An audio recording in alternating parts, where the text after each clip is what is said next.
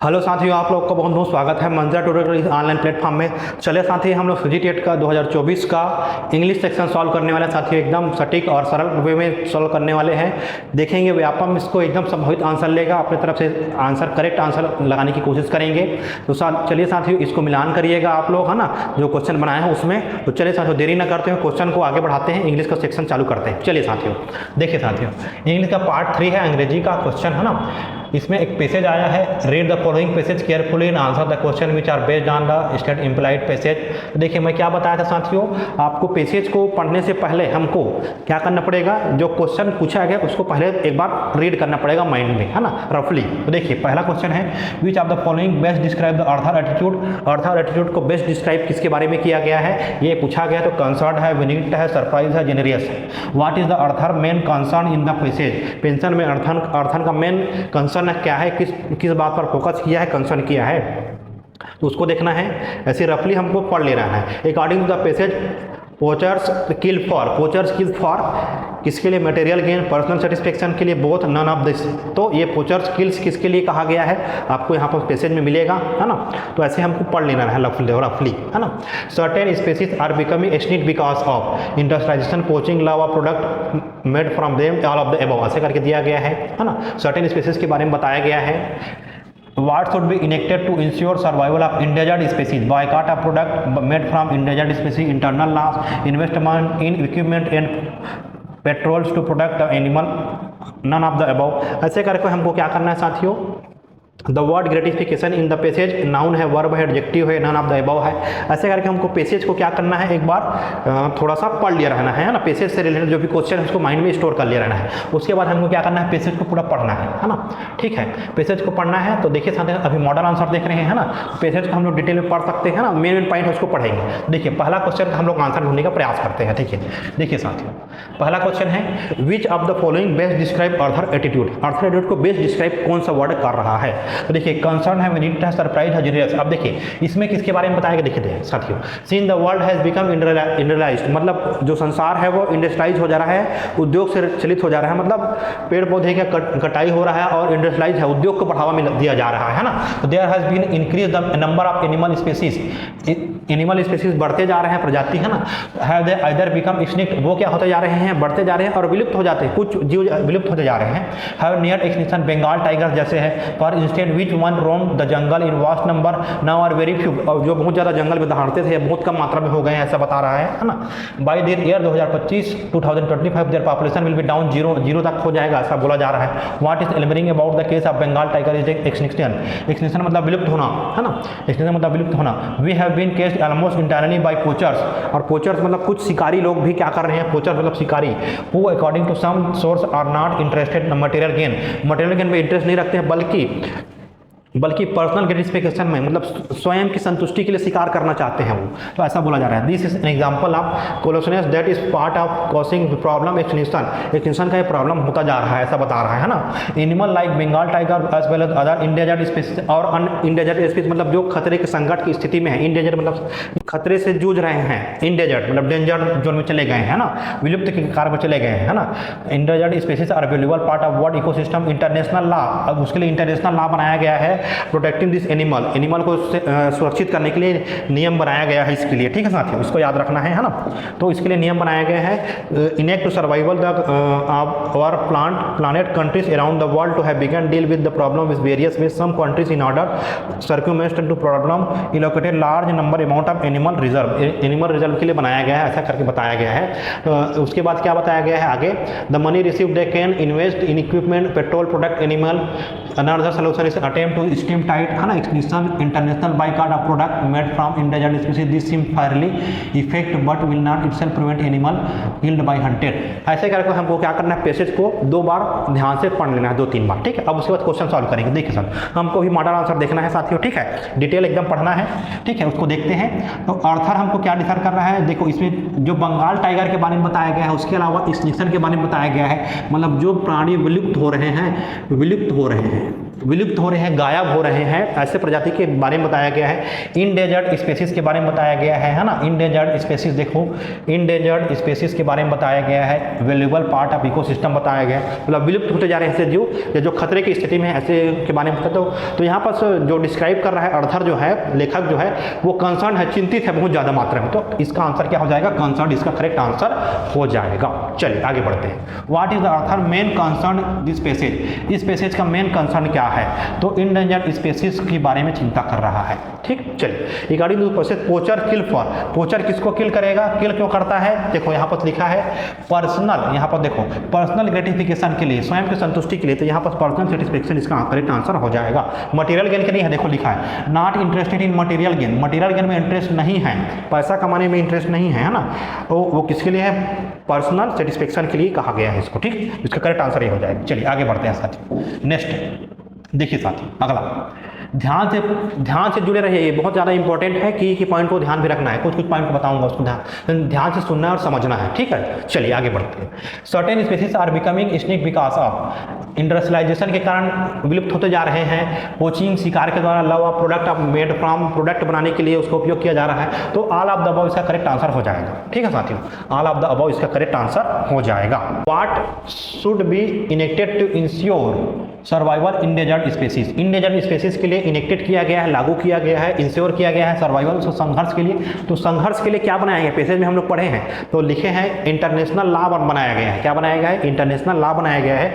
Endangered species जो survive कर रहे हैं, जो संघर्ष कर रहे हैं, उनके लिए नियम कानून बनाया गया है ताकि वो लोग एक्सटिंक्ट होने से बच जाए, विलुप्त होने से बच जाए। तो यहाँ पर क्या बनाया गया है? International law, international law enact किया गया है, लागू किया गया है। ठीक, चलिए देखो the word gratification, gratification in the passage, gratification क्या है? एक प्रकार का नाउन है। देखो TION या ION क्या होता है हमारा? ये नाउन होता है। लास्ट में कोई वर्ड के जुड़ता है तो ये क्या कहलाता है साथियों?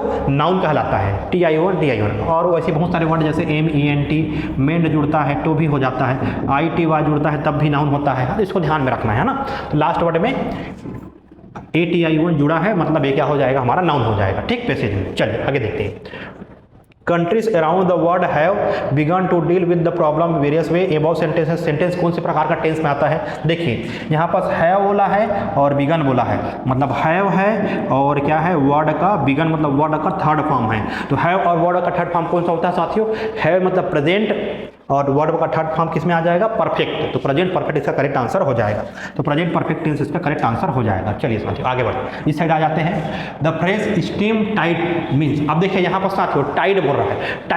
टाइड मतलब कड़ा, स्टीम टाइड मतलब रुकना हो गया। यहाँ पास टाइड कर रहा है मतलब रुकना, मतलब क्या हो जाएगा इसका आंसर? Correct answer stop. तो स्टीम टाइड मीन्स का क्या होता है? रुकना, स्टॉप होता है। तो टाइड बांधना, टाइट कर दिए मतलब रोक दिए। तो यहाँ पास ऐसे करके सामान्य रूप में हम लोग अर्थ निकालते हुए सेंटेंस में भी हम लोग आंसर निकाल सकते हैं। तो ये टाइट का मतलब क्या हो जाएगा? स्टॉप। ठीक है साथियों, चलिए आगे बढ़ते हैं। Word different in the passage, different मतलब क्या होता है?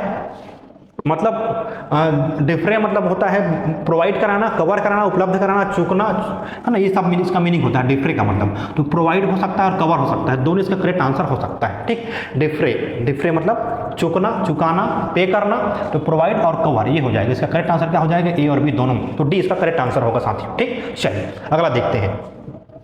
ठीक है साथियों, इसके बाद ये पोयम दिया गया है। पोयम को भी हमको ऐसे पढ़ लेना है, एक बार ध्यान से पढ़ना है ना। ठीक है, तो इसका हम लोग क्या करते हैं? करेक्ट आंसर जानने का प्रयास कर लेते हैं पहले। ठीक है, ये पोयम को हमको 2-3 बार ध्यान से पढ़ना है, उसके बाद क्वेश्चन को सॉल्व करना है। पहले क्वेश्चन को सॉल्व कर लिए, क्वेश्चन को एक बार इंटरनली पढ़ लेना है, ध्यान से पढ़ लेना है, उसके बाद इसको पढ़ना है, फिर धीरे धीरे समझ में आते जाएगा, जैसे पहले क्वेश्चन देखे हैं। चलिए, find the from the following most suitable expression similar to quaint attire. Quaint attire मतलब ये पोशाक से संबंधित है। क्वांट एटायर जो है ना, पोशाक से संबंधित है। तो ये क्या हो जाएगा? स्ट्रेंज ड्रेस हो जाएगा। करेक्ट आंसर क्या हो जाएगा? Strange dress. Piped Piper demanded, pipe Piper demanded क्या कर रहा है? इस वर्ड इस पैसेज में पढ़ेंगे, है ना। इस पैसेज में पढ़ेंगे तो क्या हो जाएगा? पाइप डिमांडर क्या हो जाएगा? यहाँ पर पाइप डिमांडर वर्ड यूज हुआ है ना। पाइप पाइपर यूज हुआ है ना, पीपल इसके लिए यूज किया गया है। तो इस पैसेज को पूरा पढ़ोगे तो क्या हो जाएगा? यहाँ पर 1 1000 ग्लाइडर इसका करेक्ट आंसर हो जाएगा पैसे से पढ़ेंगे तो, ठीक। Which of the following describe the complexion of person. Complexion of person जो है पर्सन का कंप्लेशन किसको वो करता है, ये रंग से रिलेटेड है। कंप्लेशन ऑफ पर्सन मतलब रंग के, सांवला रंग से, श्वेत रंग से, सांवला। सांवला तो स्वार्थी हो जाएगा, इसका करेक्ट आंसर हो जाएगा स्वार्थी, इसका करेक्ट आंसर हो जाएगा, ये डिस्क्राइब किया गया है, ठीक है। चलिए अगला देखो। The word assure in the given poem means क्या होता है, वर्ड एस्योर गिवन पोएम में क्या हो जाएगा, इसका करेक्ट आंसर देखिए। तो वेस्योर मतलब अपीयर, अपीयरल होता है, क्या होता है, अपीयरल। इस पोएम का मीनिंग क्या हो जाएगा, अपीयरल। इसको जब पढ़ेंगे ध्यान से तो ये समझ में आ जाएगा, है ना, तो इसको ध्यान में रखिएगा।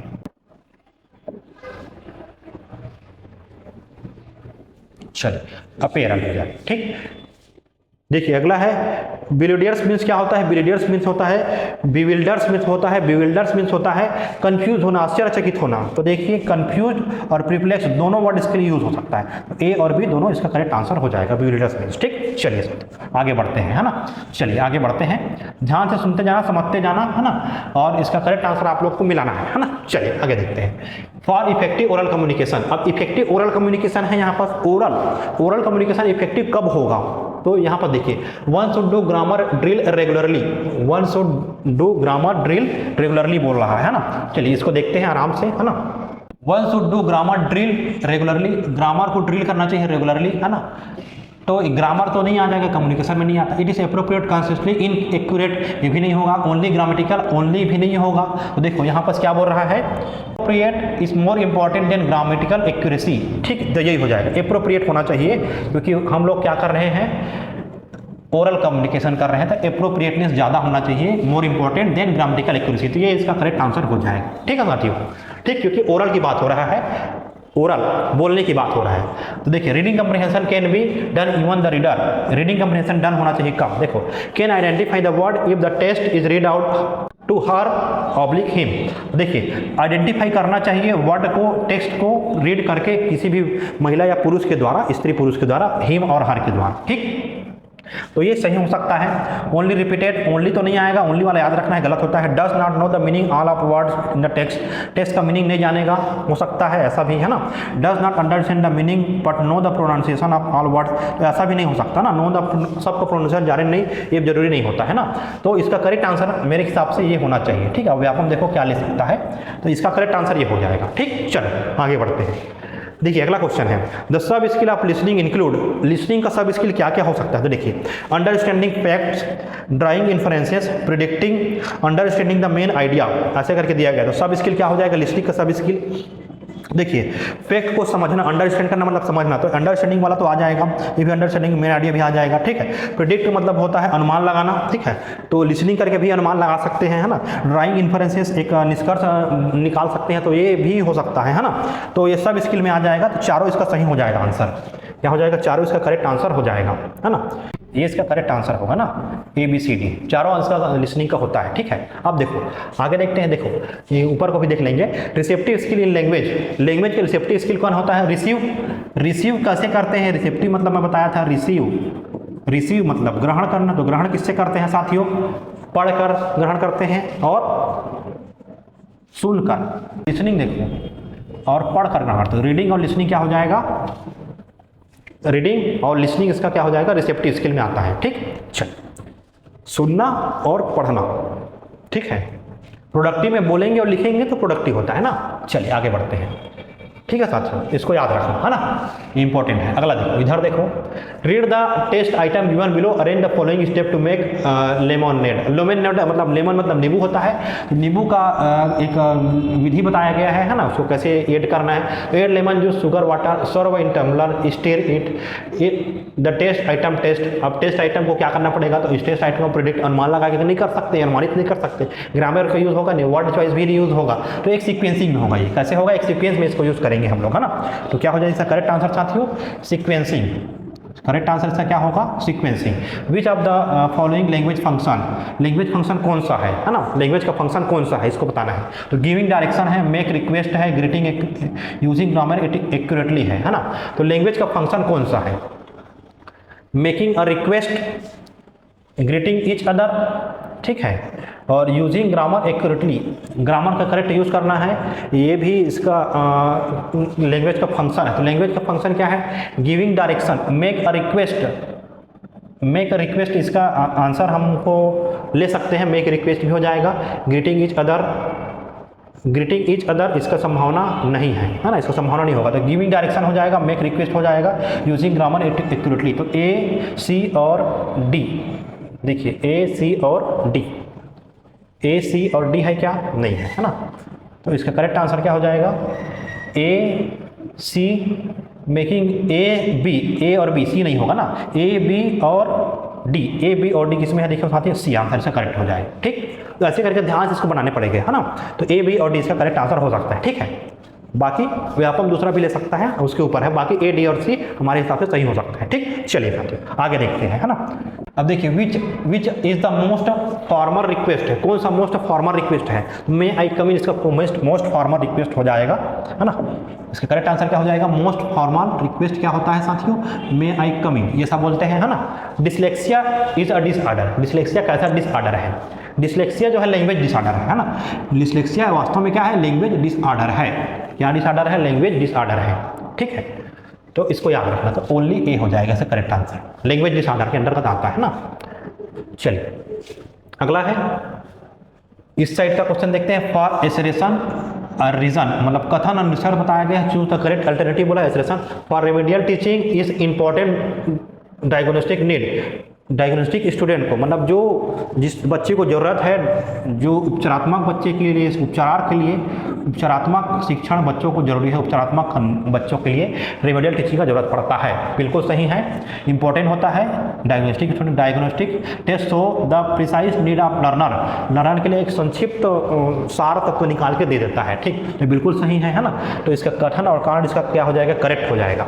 Both assertion and reason are necessary for assertion A, तो ये बिल्कुल सही हो जाएगा। ठीक, चलिए ऐसे करके देखना है। अगला देखिए, while teaching writing letter teacher should, teaching writing letter में क्या होना चाहिए? देखिए राइटिंग लेटर के समय हमें क्या करना चाहिए? बिगेन विथ फ्री राइटिंग, शुरुआती फ्री राइटिंग से हमको चालू करना चाहिए। ठीक, ये बिल्कुल सही हो जाएगा, इसका करेक्ट आंसर हो जाएगा। ठीक, चलिए आगे देखते हैं।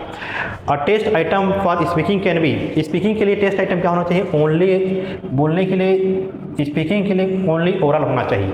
क्या होना चाहिए साथियों?